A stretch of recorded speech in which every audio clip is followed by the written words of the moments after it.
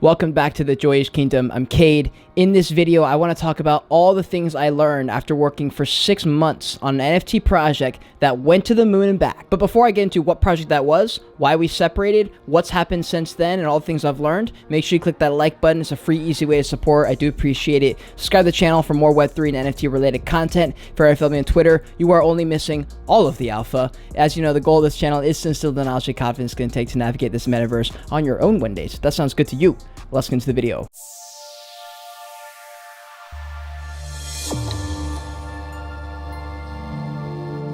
And if you're an NFT project or a Web3 company, make sure you head over to my website at joyouskingdom.com. I specialize in video marketing and auditing. I have a whole lot of options to work together. That's also down below in the description. So let's get into the background. What was the project? What exactly happened? How did I get involved? They were called the Space Apes, right? And they actually rebranded to Oogaverse, which I thought was a great play. Everyone hated it.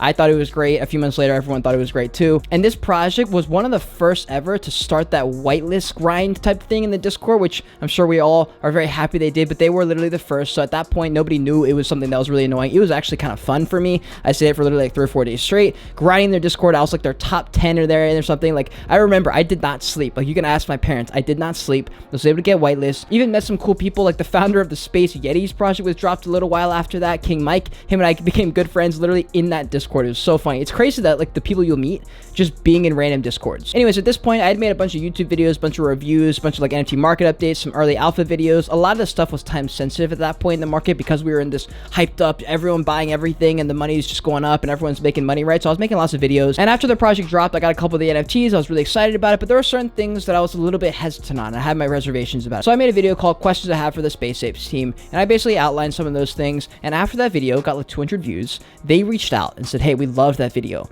Do you want to work for us? And I said, oh, yes. And what they did is they paid me $2,400 a month, and I was their lead analyst and helped with their brand and marketing. Now, my responsibilities included alpha videos, kind of like time-sensitive stuff. So I posted a video. I gave the Genesis Oogaverse NFT holders, which is the expensive one. The floor was very high at that point, well over an ETH, I believe. By the time I left, I think there were 2.5 ETH or something like that. And so one of my main responsibilities was to keep the Genesis Ooga holders very happy. So I would give them that alpha video first. Occasionally, I would even make alpha calls. I didn't really do as much of that. I was more analyst mode, but every now and then I'd make an alpha call. A couple of my best ones were definitely Evaverse at like 0.02 or something, and that flew all the way to like 0.4 or 0.5. The Celestials getting up to like 2 or 3 ETH at one point, and then Biopills, that was my big one. I called that at like 0.1. They went to like at least 3 ETH, I think it was. And then by their ecosystem, you got airdropped all these other NFTs. So it was like in total, if you bought one for 0.1, you would have gotten like 6 or 7 ETH worth of stuff, which I did, and a lot of people in the Oogaverse team did as well. So that was like my 2 claims to fame. And then I was basically just being like a CM inside Discord. I would answer questions, talk to new people, keep the vibe of going. I had access to their Twitter, so I would make posts that really helped the brand and further expand the community and get people to really fuck with being in the Oogaverse ecosystem, because that's what I believe to be most important. I also did lots of educational streams. I kind of took it upon me to just do a lot of the brunt work, right? The thing was that the Oogaverse team, very early on, I kind of realized they were really focused on the dev work,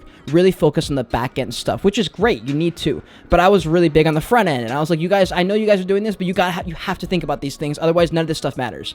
And that was kind of the beginning of like our rift, is that because I was so focused on this and they were so focused on that, it almost felt like there was 2 separate things going on. So anyways, we'll talk about why we split after I outline some of the things that I learned. So one of the biggest things I learned is you need to have a clear identity for your brand. What is the thing that's going to hold your community together when the market inevitably crashes, which is something I outlined in the middle of the bull run in 2021. I said this will happen, and I said this will be the downfall if you don't focus on this.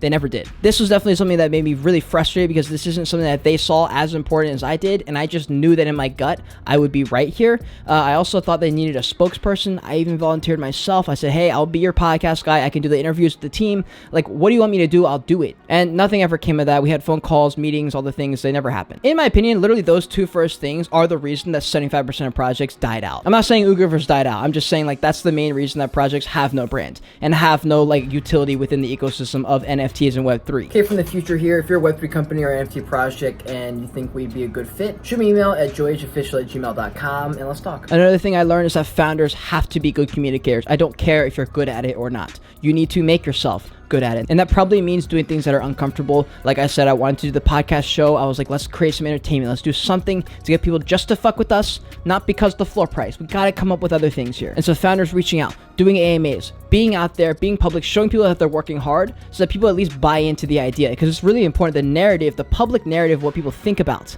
is important. It's why Luca Nets and the Pudgy Penguins are doing so well. It's why Frank D. Gods is doing so well. It's why all the top projects, Gary V's V Friends, founders speaking, making themselves known, and convincing their own supporters and new supporters that they're doing their shit and you can trust them is so beyond important. It's shocking to me how many projects, literally the founder is like not there. And I'm like, what are you doing? What are you doing? Another thing I learned is that scheduling is so hard when everybody's international. Like half their team was in Germany, half their team was somewhere else in the country, and I'm out here in I was in Colorado at that point when I was working with them. So it'd be like the most random ass meetings and it was crazy. So yeah, if you work on a Web3 team or any team where there's international people, you're gonna have the weirdest meetings at the most random times ever. Another thing I learned that actually helped my brand more than it helped anybody was that there needed to be a late night show where projects would come on and basically shill themselves a little bit. Not projects that are completely like unknown, not new projects. I'm talking about well-established projects like the Doge Pound, Lazy Lion, some of these OG projects that have come onto my show.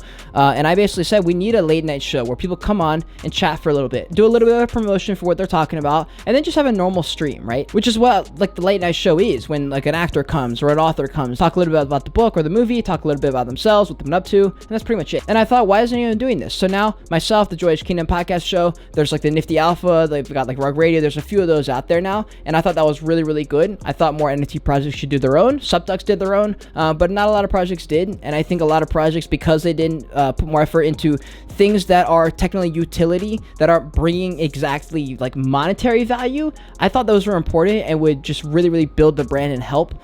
Basically, no one did it though. So, you know, the next thing I learned is be very clear on what your contract says. Get a written contract and always over deliver. It's very important. All three of these things are very important. Get a fucking written contract so that you know exactly what you're supposed to bring to the table. They know exactly what you're supposed to be bringing to the table, and don't add things onto your plate that you didn't exactly talk about in that first meeting. And then always over deliver when you can. Some specific things in the contract you should think about is your exact responsibility. If they start adding things on, say that's great.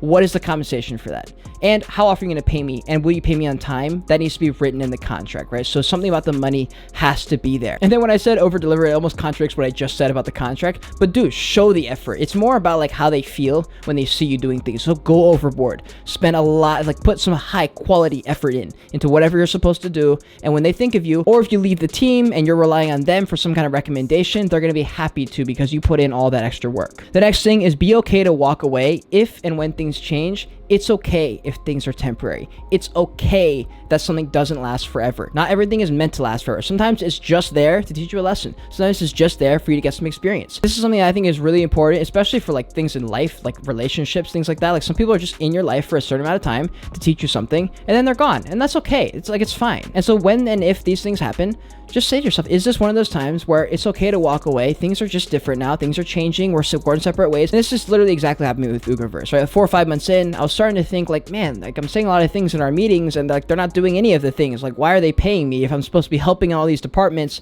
and they're not listening to me? And now their floor price is like suffering a little bit. Like, what am I supposed to do? And like what they originally paid me for was the alpha videos to get early access to certain things and make analytical videos, answer questions in the Discord. And that started to change. They're like, hey, we actually want this kind of alpha. We want you to make these kind of calls. We want you to do this and that. And I was like, well, that's not exactly what we agreed on, but I'm flexible. I can do some of that stuff. And after a certain amount of time, I was like, look, clearly the alpha Discord that you're trying to uphold is not exactly where I'm at in my brand. Maybe we just aren't offering each other what we need right now. And maybe separating now before I hate you and you hate me is the best option here. And that's basically what we ended up doing. It was amicable, just walk away. We said, all right, cool. And that was it. And yeah, that was like in the middle of the like 2022 bull run. So I forget exactly when that was, like February or March or something. So I was making a good amount of money on the side as well with my online business, the Brutally Honest Reviews that you guys know of very well. Do I wish I had stayed? No, I think it's good that I left. What I do regret is not doing the same job for 15 other projects. Like I easily could have, right? Like I could have offered that skill that I had in that position of an analyst with like so many other Discords. I could have made 10 times as much money and I just didn't. I don't know what I was thinking. I don't know. But no, I do not wish I'd stayed. I think it was great for that period of time. It gave me the opportunity to go full-time. For that, I will always be thankful to the Ugaverse team for giving me that first bump into the space. I do wish I had jumped into more different things. Like right now, I'm hoping to work with other companies, other whatever is going on in Web3, you know, trying to offer my services, what I can offer, some of the experience I have, the people I've talked to, things like that. If you're a Web3 company or an NFT project and you're struggling to get new clients, as an auditor and analyst in the Web3 space for the past 13 months, I have combed through hundreds of different NFT projects and Web3 companies' websites. And what I found was that there was one common problem that was consistent across all of them. Great ideas, terrible communication, meaning you're losing potential clients because they simply don't know that your company is a good fit to work with because you're not good at communicating it. And so most people say, okay, I'll head to Fiverr, pay some guy $2,000, he'll make a video for me. Good, done, dusted, finished. Or you could do something that's actually gonna work and hire someone who's native to Web3, who's known for being an honest auditor and analyst within the Web3 space. I was able to bring in new clients every single day. And when you're solving an immediate problem and people realize it's you that's solving that problem, offers start rolling in. This is the secret to getting new clients, and I wanna do this for you. If the front page of your website doesn't have a 60-second to 180-second video outlining exactly what the problem is that you're solving, who is working on it, and why people should work with you rather than your competitor, then you are just like the other 95% of companies out there struggling to get deals on a consistent basis. So what I can offer you is that video that can go on your website. I can also make a short version of that that's vertical, that's going to be perfect for TikTok. It's going to be your funnel video. This is the one that you're going to want to run ads on. When they click the ad, it goes straight to your website.